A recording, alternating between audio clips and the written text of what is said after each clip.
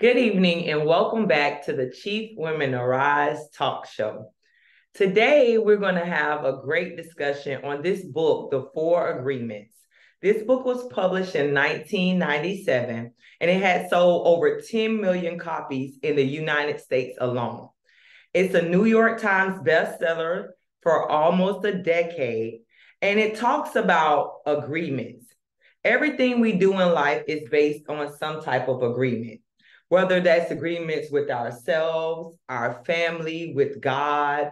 It could be even agreements we learn culturally, socially. We could political agreements, also based on our religion.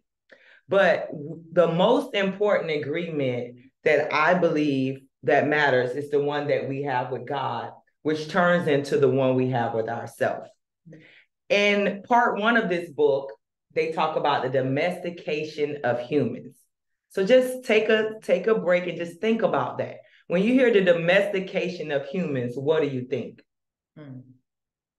Control. Yeah. Control. Mm-hmm. Anybody else?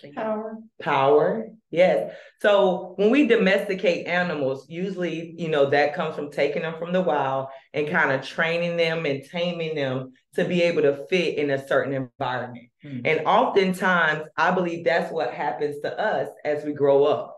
In this book, he talks about how our family values, the rules in our home, how society and all these things imposes this domestication on us. And sometimes this domestication leads to a system of punishment and reward.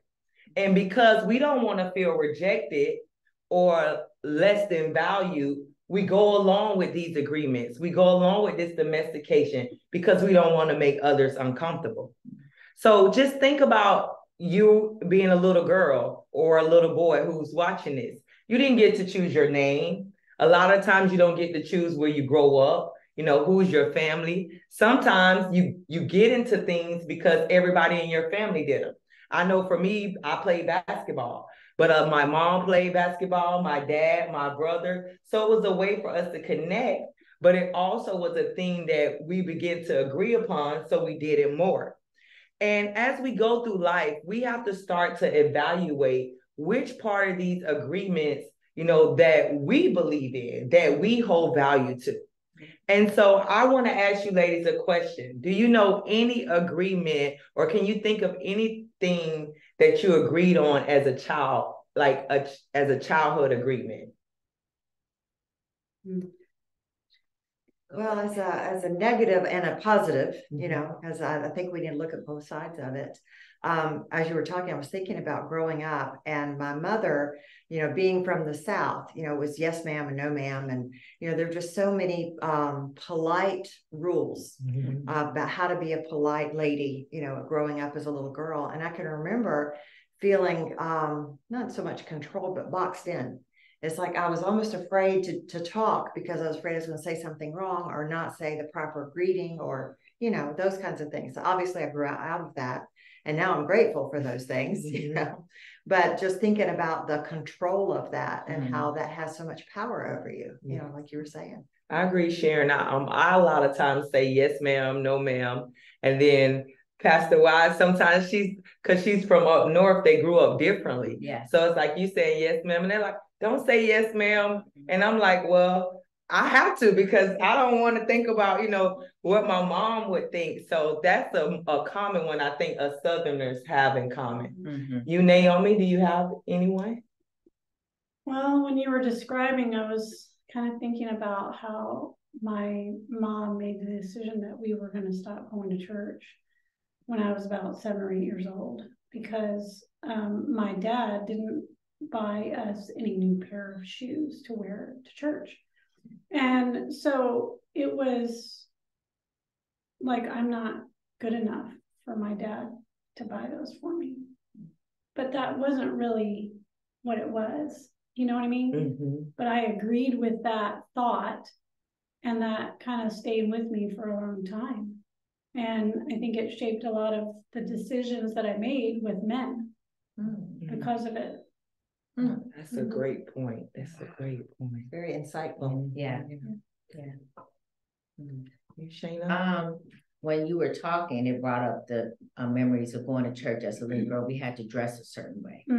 We had to have on a certain dress. It had to be this long. You had to have certain socks and certain shoes. You went in church and you didn't talk. You didn't speak. You used the bathroom before you got in. And church was, it wasn't a choice. You went to church, which is nothing wrong with that, but I'm just saying culturally what we came into agreement with.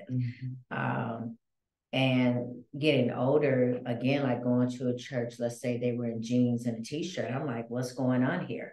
You know, and I'm like, well, they must not be that spiritual because they're not dressed up. But again, that was something I came into agreement with, but over time came out of agreement with, because I know that dressing a certain way, going to church, you know, you want to dress nice, but it didn't have to be, you know, in the fully dresses or whatever. I was brought up too that some of the things were good, but some things, like you said, Sharon, as a child, when sometimes trying to find your voice, because there's so many agreements of you don't do this, you don't do that, a child stays in their place. And it's interesting because he talks about those same things in the book, that by the time we become teenagers, we have learned this system.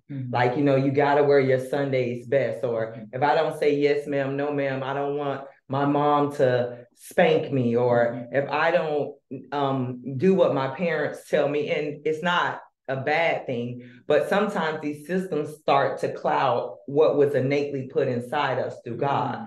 You know, I believe that God calls us to live freely, and sometimes it's living outside the box. But you even mentioned it, Shana, about how we start to judge people because of that view. Right. You know, we grow up a certain way, so it leads us to, if somebody's different than us, we start to judge them. And it's not necessarily a good way. If we're honest, most of the time we judge them because they're not doing what we're used to or what we've been taught. Then sometimes we demonize them, we villainize them, instead of realizing, well, we were taught one way and they were just taught another. And Aristotle says that knowing yourself is the beginning of all wisdom.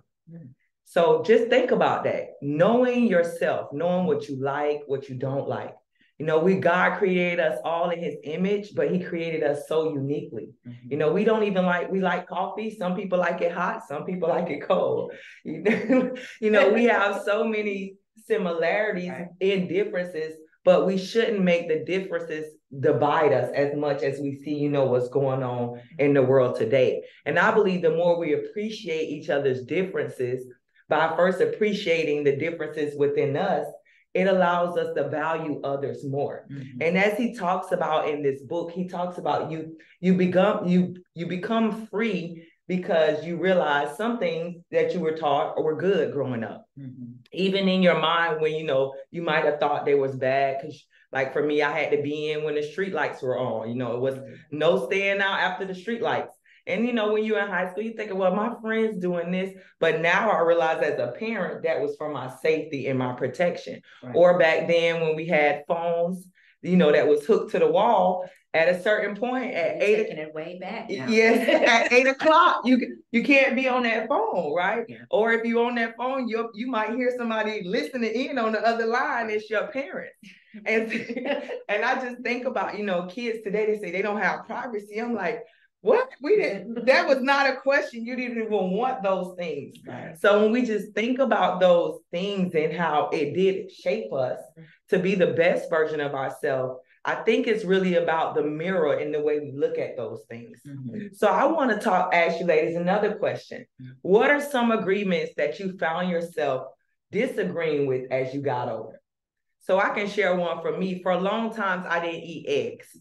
I still don't know why. Me and my brothers joke about it all the time. I had an older sister, a sibling that I really looked up to, and she didn't eat eggs. And a lot of times she cooked for us. So people will say, you like eggs? I'll just say no. And it's like, have you tried? No, I haven't tried them, not to really dislike them, but I just put this in my mind that I didn't like eggs. Now I like them hard boiled, fried hard. I like them all the ways, but when I was a kid, if you ask most people, I didn't eat eggs. So that was something when I got older, I had to figure out why did I make that up in my mind that I was going to agree upon that, and then realize how much protein I was missing in my life by not eating the eggs. Right. So do you ladies have anything, any agreement you can think of that you begin to disagree with as you got older? One thing that comes to mind for me is peer pressure. You know, when you want to fit into that group, you know, and I think about the, you know, the clubbish clique kind of a thing. And we compromise some of the way we are to try and make ourselves fit in. And so we come into agreement with, it might not even be something that they have voiced, but it's just a feeling we have that we have to be a certain way. Or dress a certain way or whatever in order to fit in. And instead of, as you said, being uniquely who we are, you know, what difference does it make what I wear or how I talk, you know, for them to accept me? They should accept me for who I am. That's a great point. Great point. There's so many different areas with this. I see, especially in the United States with the media, they're really trying to domesticate us to think a certain way. And as I've gotten older, and like you said, knowing who I am and whose I am, I go against a lot of the things that the culture is trying to domesticate. For example, let's say politics.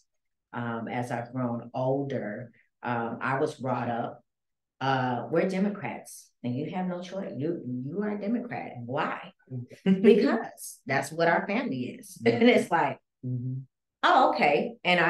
So when I turned 18 and I voted, I'm like, I'm voting Democrat but as I got older and I started listening to both sides, you know, then I became independent. So I view myself as an independent voter. And sometimes I get backlash, especially from culturally my own people. It's been, what's the domesticated? I feel like a lot of even African Americans in this country have been domesticated to say, well, since you're Black, you have to vote Democrat. And I don't agree with that. So that's one issue. And I'm not saying one or the other, but that's one big thing. Because it was a culture thing, it was a domesticated thing, but I just chose not to accept that. And I might get backlash from that, and that's fine, but I just choose not to, because I choose to educate myself, get knowledge and wisdom. And so, yeah, that's just one thing. That's a great point, because you know, like I was talking about earlier, a lot of that is what's going on right now that's just dividing churches, families, communities. Right. And it's like when we really look, other than red or blue, whatever party, we really have a lot more similarities than we do differences. And it may be our background, you know, how we were raised, different environments. But when it comes down to the core issues, most of us agree. Regardless of party lines, you know, about what we want for our families or how we want to see our nations. It's just usually the route and getting there that may differ. Right. Naomi, did you have anything you can think of? Yeah, you know, I definitely agreed with homosexuality, that it was really a thing. And I've had to overcome that, you know, because I don't agree with it anymore. It's not something that I believe that we're born with or anything like that. I think that it's a choice that we make, but it's the enemy trying to attack us in our spirit. And so, you know, it's a huge attack in this country on children, and I would love to see that stopped at all levels. So are you saying like the agenda?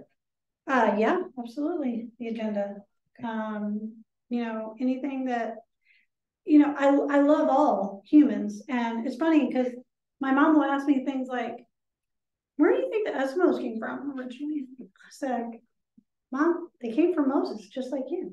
They came from, you know, Noah, rather, because Noah was the first one, obviously it was Adam and then down the line, but obviously, everybody was gone after the flood, but Noah and his children. So obviously we all came from Noah. And she's just, I have to constantly think about how to respond to her, because these are just culturally things that she has learned from her childhood of growing up in the South, growing up with, family members that would say the N-word all the time, curse, a lot about, other races. And it's unacceptable, because we're all humans. Amen. I do agree. And I think a lot of, if we even just point back to this book, it's easy to domesticate children. So I think when you say a lot of the attacks now are for the kids, it's because if I can get them thinking this way for when they're younger, then when they get older, they don't change their mind. The Bible also tells us to train up a child in the way they should go. So when they get older, they don't depart. So I see a duality where in, like in media, like we talked about in other areas, they feel like if they can get them younger, then this is more likely to stick with them when they're older. And that's why we have to have, tables like this, conversations like this, to allow people to be okay with thinking differently and doing differently. The Bible says in Romans 12:2, do not be conformed to this world, but be transformed by the renewing of your mind. And I believe as we go through life, we got to constantly challenge our own thoughts and our own beliefs. And those that we believe wholeheartedly, stand for, go after. But we also have to come to a realization at some point that everything we learned when we growing up wasn't necessarily right. But those people did the best they could at that point. Give them that grace. Give them that compassion, because nobody's perfect. And once we get to that point, even with ourselves, I think it brings about a happiness and a joy that when you talk about the American dream, one of them is the pursuit of happiness. Dr. Miles Monroe says, the greatest discovery in life is self-discovery. Until you find yourself, you will always be someone else. Become yourself. And when I heard that, I was like, that's so true. Until we discover the quirks, good, bad, the things we like, even what triggers us, then we can learn to react better, make better decisions. My last question will be, what are some things you did to find your authentic self? Or maybe it's in an area, maybe it's ministry, business, or something you like. What did you do to find your authentic self? One thing that really helped me was studying personalities. And as I went through that, I just discovered that I had come into agreement that I was a certain temperament, certain way. And when I did the studies, I realized that really wasn't me at all. It was more learned behavior. Some of it was because of my mother, and what she taught me. And so learning some of those things helped me discover who I was, and, learning what your tendencies really are. Like, do I like eggs? You got to try them to know if you like them or not. And so I think it's important for us to study, who am I? What am I like? Am I an introvert? Am I an extrovert? All of those things are tools that really help us. And I agree. I took a personality test and it says I'm an introvert. But if you ask most people, because I'm always placed in leadership, I work well with people, they would think you're an extrovert, but I'm really an introvert at heart, because the test said so, but I know my nature. So it's interesting you pointed that out. Anybody else, Naomi?